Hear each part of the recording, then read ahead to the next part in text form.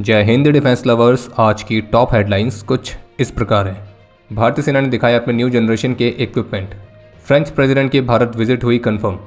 Russia ने लगाए America पर भारत को बैन करने के प्रयास वाले आरोप। यूएई में स्वाट चैलेंज में भारत की एनर्जी ने किया कमाल का performance. Galwan clash full scale war में इसलिए नहीं बदला क्योंकि भारतीय सेना ने करी थी पूरी तैयारी।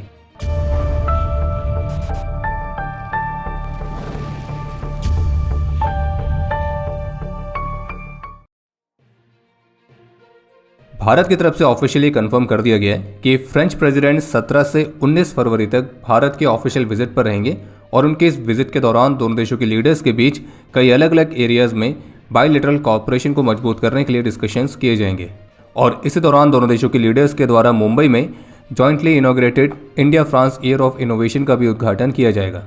और इस अनाउंसमेंट के साथ ही एक बार फिर से 114 रफाल फाइटर्स की डील को क्लियरेंस मिलने वाली रिपोर्ट्स आई हैं, जिनमें फिर से कंफर्म किया गया है कि फ्रेंच प्रेसिडेंट की विजिट से पहले इसी सप्ताह डीएसी की मीटिंग में इस प्रपोजल को क्लियरेंस दिया जाएगा, जो कि ₹3.25 लाख करोड़ की डील होने वाली है। और इस डील के हिस्से के तौर पर लगभग 80% फाइटर्स भारत में ही बनाए जाएंगे। इसके अलावा एक अपडेट यह है कि सदर्न कमांड के GOC in C lieutenant general Dhiraj Seth ने रुद्र शक्ति 2026 एक्सरसाइज के दौरान 12 कोर के अंडर आने वाले ब्लैक मेस ब्रिगेड के न्यू जनरेशन इक्विपमेंट और न्यू टेक्नोलॉजी इक्विपमेंट को विटनेस किया है, जिसमें फ्यूचर रेडी वॉरफेयर के लिए एडवांस ड्रोन्स, लॉइटरिंग म्यूनिशंस, स्वदेशी R&D इनोवेशंस जैसे कि drone jammers, repair platform, AI enabled enemy drone detection system, तो इस तरह के न्यू जनरेशन के इक्विपमेंट को शोकेस किया गया था। और इसी दौरान आर्मी कमांडर ने इन हाउस डेवलप किए गए कामिकाजे ड्रोन स्ट्राइक्स और प्रिसिशन म्यूनिशन डिलीवरी, तो इनको भी लाइव ऑब्जर्व किया था। और इस रुद्र शक्ति एक्सरसाइज के दौरान पोखरन फील्ड फायरिंग रेंजेस में लाइव फायरिंग के साथ ऑल आर्म्स मनोवर एक्सरसाइज भी परफॉर्म की गई थी, और जिसमें आर्मी ने इवॉल्व होते हुए बैटलफील्ड एनवायरनमेंट में एक हाई इंटेंसिटी के इंटीग्रेटेड ऑपरेशंस को कंडक्ट करके दिखाया है। और इसी लाइव फायरिंग एक्सरसाइज में आर्मी के एविएशन एसेट्स भी शामिल हुए थे, जैसे कि Rudra helicopters, Apache helicopters, unmanned aerial systems और counter unmanned aerial system capabilities भी। रशिया के विदेश मंत्री की तरफ से क्लियरली कहा गया कि जो अमेरिका है वो हमारे कुछ स्ट्रॉन्ग पार्टनर्स जैसे कि भारत, तो उनके साथ रशिया के ट्रेड और मिलिट्री टाइज को कंट्रोल करने का प्रयास कर रहा है। और अमेरिका की पूरी कोशिश है कि भारत और अन्य देश रशियन ऑयल को ना खरीदें,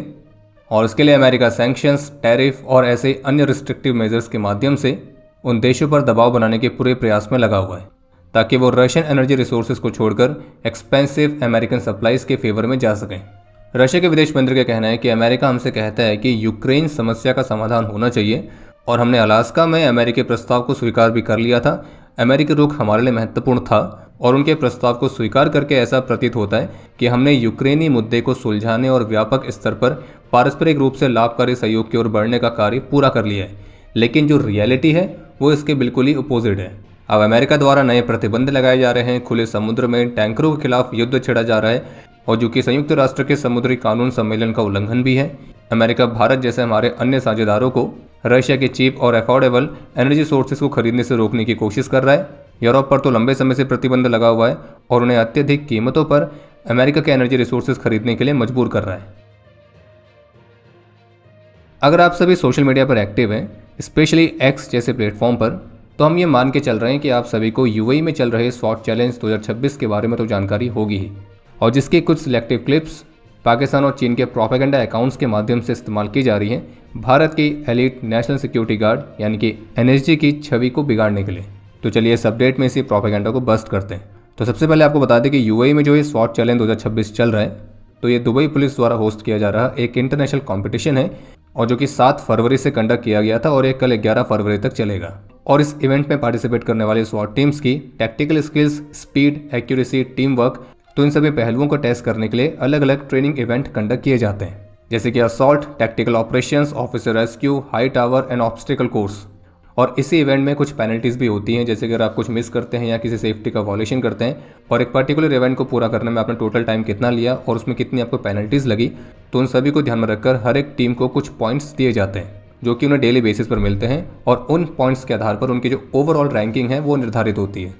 और ये जो 2026 का स्वाट चैलेंज है, तो ये वर्ल्ड्स बिगेस्ट टैक्टिकल कंपटीशन है, जिसमें 48 कंट्रीज से 114 टीम्स पार्टिसिपेट कर रही हैं। और इसे आप एक हाई इंटेंसिटी का ट्रेनिंग और स्पोर्ट्स इवेंट कह सकते हैं। ये कोई रियल वॉर कॉम्बैट कैपेबिलिटी को टेस्ट करने वाला इवेंट नहीं है। और जो भारत की एलिट नेशनल सिक्योरिटी गार्ड यानी कि एनएसजी है, वो पहली बार इस तरह के इवेंट में पार्टिसिपेट कर रही है। यानी कि एनएसजी एक ऐसे इवेंट में पार्टिसिपेट करने के लिए गई है जहाँ पे उसके जो अन्य कॉम्पिटिटर्स हैं वो कई वर्षों से इस तरह के इवेंट की ट्रेनिंग करते आए हैं और इसमें पार्टिसिपेट भी करते आए हैं। यानी कि उनके पास इस तरह के इवेंट का एक अच्छा खासा अनुभव है एनएसजी की तुलना में, जिसमें कजाकिस्तान, दुबई पुलिस, चाइना, तो ये अक्सर टॉप पे आपको दिखेंगे क्योंकि इनकी जो टीम है वो पूरे साल भर इस तरह के इवेंट के लिए स्पेसिफिकली ट्रेन होती है।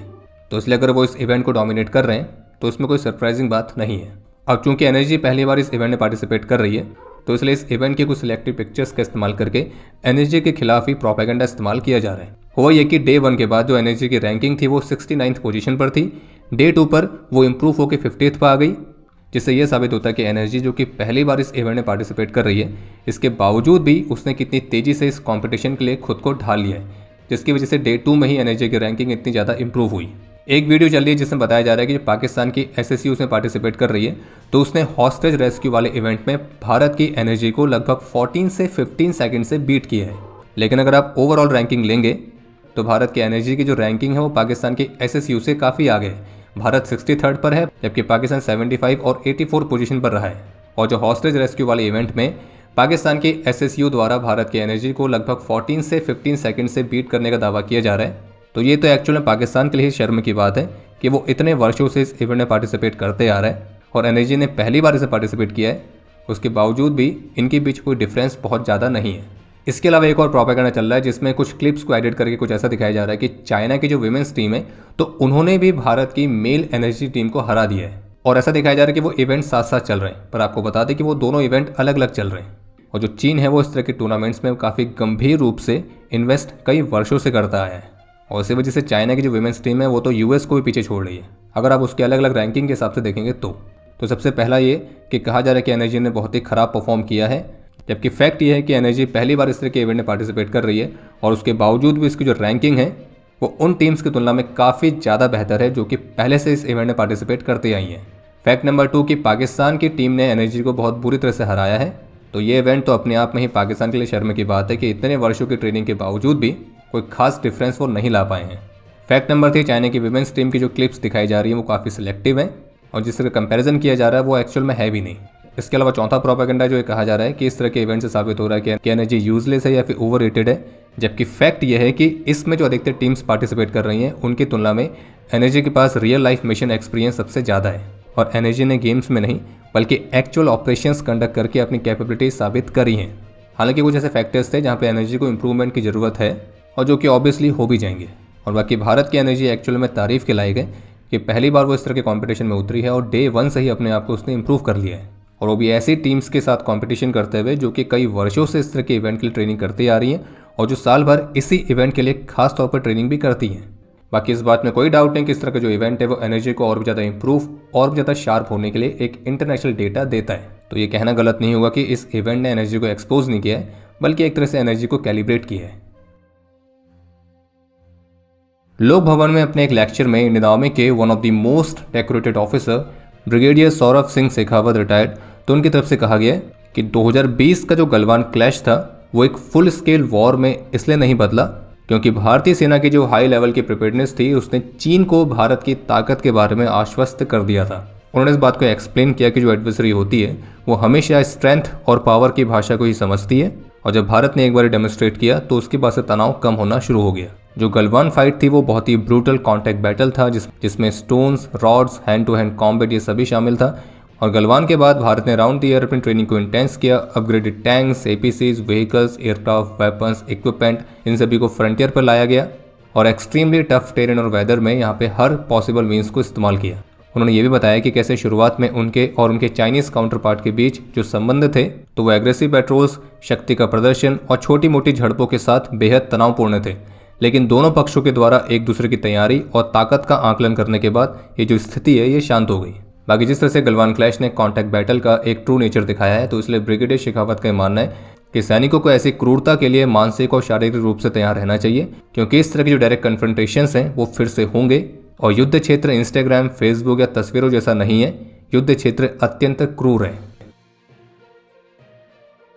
भारत के private defence firm MKU limited ने सऊदी अरेबिया की सॉन्डोज एडवांस इंडस्ट्री के साथ एक जॉइंट वेंचर स्थापित किया है जिसका नाम है तुवेक आर्मर इंडस्ट्रियल कॉर्पोरेशन। और इसके माध्यम से जो MQ लिमिटेड है वो सऊदी अरेबिया की लोकल डिफेंस मैन्युफैक्चरिंग और लॉन्ग टर्म कैपेबिलिटी डेवलपमेंट में मदद करेगी। और जिसके तहत MQ लिमिटेड के जो एडवांस्ड सोल्जर प्रोटेक्शन सॉल्यूशंस हैं, जैसे कि ballistic helmets, body armour, hard armour plates, तो सऊदी अरेबिया में भी इनकी मैन्युफैक्चरिंग को लोकलाइज किया जाएगा। और ऑफिशियल स्टेटमेंट में कंफर्म किया गया कि इस फ्रेमवर्क के तहत सऊदी अरेबिया के अंदर सोल्जर प्रोटेक्शन सिस्टम्स के लिए एक डेडिकेटेड मैन्युफैक्चरिंग कैपेबिलिटीज़ को स्टैब्लिश करना शामिल है। बाकी एक और अपडेट है कि भारत के जो IG डिफेंस है तो उन्होंने अपने fixed wing tactical unmanned aerial system का पेटेंट प्राप्त किया है। और कंपनी के मुताबिक उनका जो ये fixed wing tactical unmanned aerial system है तो ये एक वर्सेटाइल अनमैन्ड सिस्टम के अंदर आपको प्रिसिशन स्ट्राइक, सर्विलियंस और टर्मिनल एंगेजमेंट की कैपेबिलिटीज़ देता है। ये 5 किलोग्राम तक के वॉरहेड पेलोड को कैरी करने में सक्षम है और इसे मिशन स्पेसिफिक म्यूनिशंस या इक्विपमेंट के साथ कॉन्फ़िगर किया जा सकता है। और अब समय है आज के इतिहास का। आज के दिन 2018 में जम्मू कश्मीर में हुए सुंजवान आतंकी हमले में अपने अदम्य साहस और वीरता का परिचय देते हुए ऑनररी लेफ्टिनेंट मदन लाल चौधरी, सूबेदार मोहम्मद अशरफ मीर, हवलदार हबीबुल्ला कुरैशी, हवलदार राकेश चंद्र, नायक मंजूर अहमद देवा और लांस नायक मोहम्मद इकबाल सिंह ने अपना सर्वोच्च बलिदान दिया था। आज के दिन 1967 में 18 असम राइफल्स के नायब सूबेदार दिर्गमान गुरुंग और 6 असम राइफल्स के राइफलमैन ईमान सिंह थापा और राइफलमैन धर्म बहादुर छेत्री ने अपना सर्वोच्च बलिदान दिया। और आपके लिए आज का प्रश्न है कि तेजस मार्क 1 में मुख्य रूप से कौन सी एयर टू एयर मिसाइल का इस्तेमाल किया जाएगा। और अब समय है आज के टॉप 3 कमेंट्स का, जो ये रहे आपकी स्क्रीन पर।